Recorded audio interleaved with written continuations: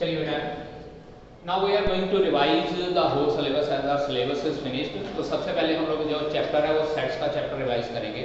थोड़ा सा रिकैपिटुलेशन कर लेते हैं सेट्स के बारे में। सेट होता गया है a collection of well defined data या a collection of well defined terms. Well defined terms जो होती हैं उसको हम लोग सेट बोलते हैं।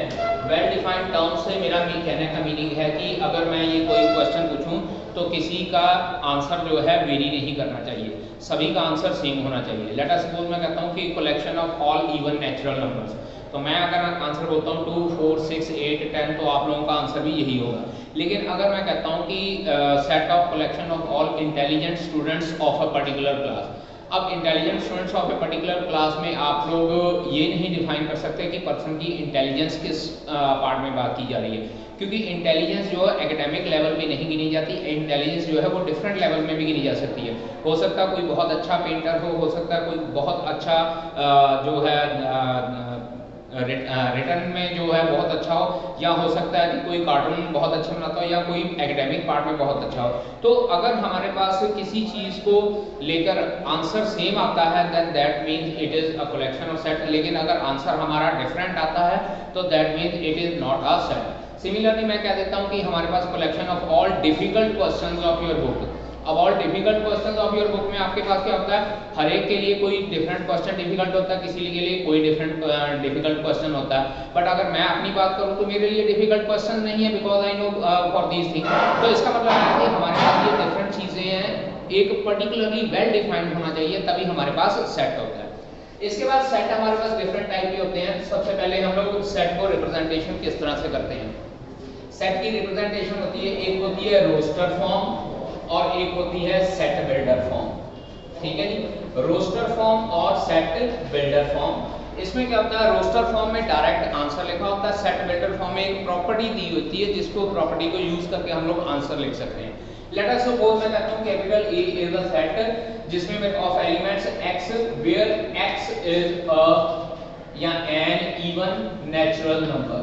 इवन नेचुरल नंबर है हमारे पास सेट। ठीक है, अब ये मैंने एक प्रॉपर्टी लिख दी। अब इसी प्रॉपर्टी को यूज करके अगर मैं सिंपली आंसर की फॉर्म में लिखूं a is equals to 2, 4, 6, 8 and so on, then this will be roster form, और जो ये प्रॉपर्टी की फॉर्म में है this is set builder form. ठीक है जी, इसको हम लोग सेट बिल्डर फॉर्म में लिख सकते हैं। अब इसके बाद हम लोग बात करते हैं different operations on set. Different operations on set करने से पहले हम लोग टाइप्स ऑफ सेट की बात कर लेते हैं। सबसे पहले हमारे पास आ जाता है फाइनाइट सेट। सेट हमारे पास दो तरह के होते हैं, एक होता है फाइनाइट सेट और एक होता है हमारे पास इनफाइनाइट सेट। ठीक है जी, फाइनाइट सेट और इनफाइनाइट सेट कौन से होते हैं, जिसमें हमारे पास number of elements can be counted. Number of elements can be counted, उसको हम लोग बोल देते हैं कि ये फाइनाइट सेट है।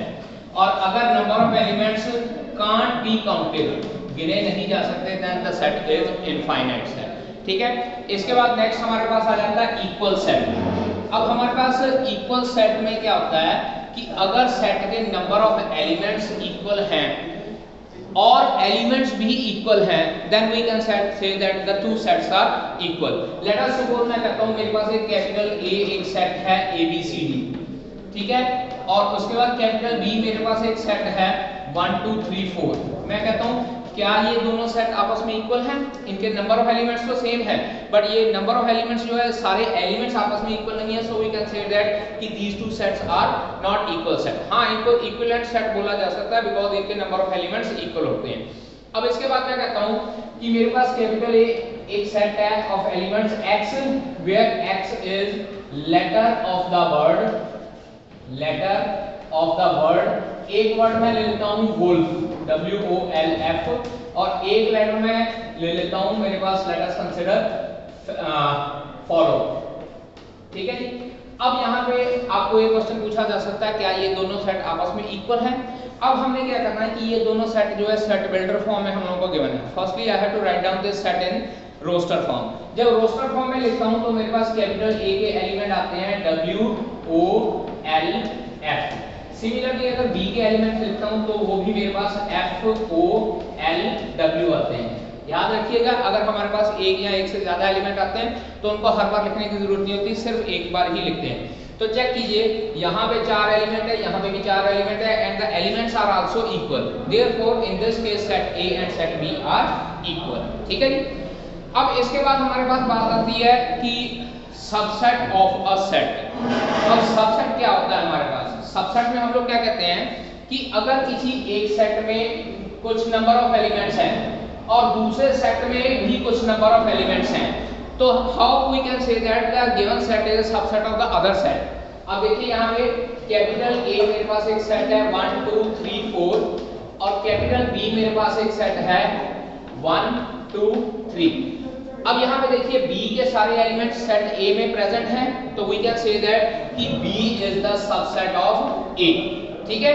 अब अगर मैं एक C एलिमेंट ले लेता हूँ, C सेट कंसीडर करता हूँ 4 1 3 2, अब इसके भी चारों एलिमेंट इस चारों एलिमेंट के बराबर हैं, even then we can say that A is subset of C और C is subset of A।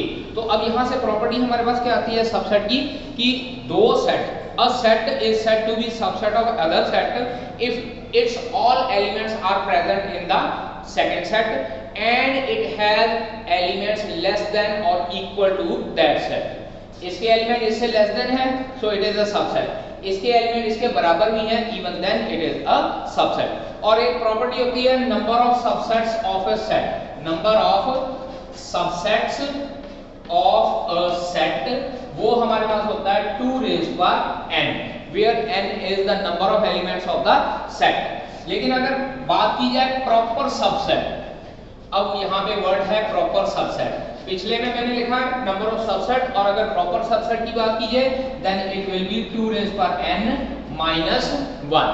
अब ये -1 क्या होता है? ये 1 जो है हम लोग द सेट इटसेल्फ को रिमूव करते हैं, क्योंकि जब हम लोग नंबर ऑफ सबसेट बनाते हैं ना, उसमें एक empty set is subset of each set और दूसरा हमारे पास होता है द सेट इटसेल्फ, ये भी अपना ही सबसेट होता है। तो जब प्रॉपर सबसेट की बात की जाती है तो हम लोग जो सेट इटसेल्फ है उसको रिमूव कर देते हैं। So number of proper subset will be equals to 2 raised power n minus 1। ठीक है जी। अब इसके बाद हमारे पास नेक्स्ट टॉपिक इसमें आता है ऑपरेशन ऑन सेट। अदरवाइज वैसे इसमें हमारे पास कंप्लीमेंट ऑफ ए सेट भी आता है, डिफरेंस ऑफ ए सेट भी आता है, but for the time being for this session only we are not going to discuss the complement of set and difference of sets. So we are going to discuss here the operation on sets. अब set के ऊपर हमारे पास दो operation होते हैं main, first one is union and second one is intersection. Union and intersection. अब इसमें हमारे पास क्या होता है, union is represented by capital U and intersection is represented by A intersection B in this way. ठीक है। अब जो इंटरसेक्शन है और जो यूनियन है उसमें क्या होता है, all elements of set A, all elements of set A and B, इसके साथ लिख लेते हैं common elements only once. Common element जो है वो सिर्फ एक बार ही हमारे पास आते हैं, और इसमें इंटरसेक्शन में क्या होता है, only common elements, only common elements. ठीक है। नाउ एक एग्जांपल लेते हैं हम लोग, let us consider capital A मेरे पास है 1 2 3 A B, और कैपिटल B सेट मेरे पास है 1 A। I want to find out A union B, 1 A C लिख लेते हैं। I want to find out A union B, तो A union B में क्या होता है कि सारे के सारे एलिमेंट्स हम लोगों ने लिख लेने हैं। It will be equals to 1 2 3 A B and C। Check कीजिए, कॉमन एलिमेंट मैंने सिर्फ एक बार लिखे हैं और दोनों ही सेट के सारे एलिमेंट लिखे हैं। और अगर बात करनी हो इंटरसेक्शन की, तो A intersection B will be equals to only the common element of the two sets। Common element क्या है, एक 1 कॉमन है और एक A कॉमन है, सो A intersection will be 1 A only. ठीक है। इसी के साथ हमारे पास इसकी डिफरेंट प्रॉपर्टीज होती हैं यूनियन और इंटरसेक्शन की, जो जैसे क्वेश्चन होते हैं उसके अकॉर्डिंगली हम लोग यूज कर लेते हैं। अब इसके बाद हमारे पास आता है practical problem based on operation of 2 sets, या practical problem based on operation on 3 set. ठीक है। अब प्रैक्टिकल प्रॉब्लम्स किस तरह से करते हैं, उनको करने के लिए हम लोग कंसेप्ट यूज करते हैं वेन डायग्राम का, या डिफरेंट फॉर्मूले यूज करते हैं। अब इसमें हमारे पास क्या होता है, अगर दो सेट की बात करें, टू सेट्स, तो सबसे पहला फार्मूला हमारे पास होता है number of elements of A union B, and that will be given by number of elements of A plus number of elements of B minus number of elements of A intersection B. और अगर Venn diagram के according ही बात करें तो हमारे पास यहां देखिए ध्यान से, set A set B, this is universal set, ये सेट ए के एलिमेंट्स हैं और ये सेट बी के एलिमेंट्स हैं। अब यहाँ पे देखिए ये कॉमन पोर्शन दो बार आया है, तो उस दो बार को कॉमन पोर्शन को रिमूव करने के लिए एक बार हम लोग माइनस का साइन लगा देते हैं। और अगर दोनों में कोई भी कॉमन एलिमेंट नहीं है, then number of elements of A union B is equals to number of elements of A plus number of elements of B.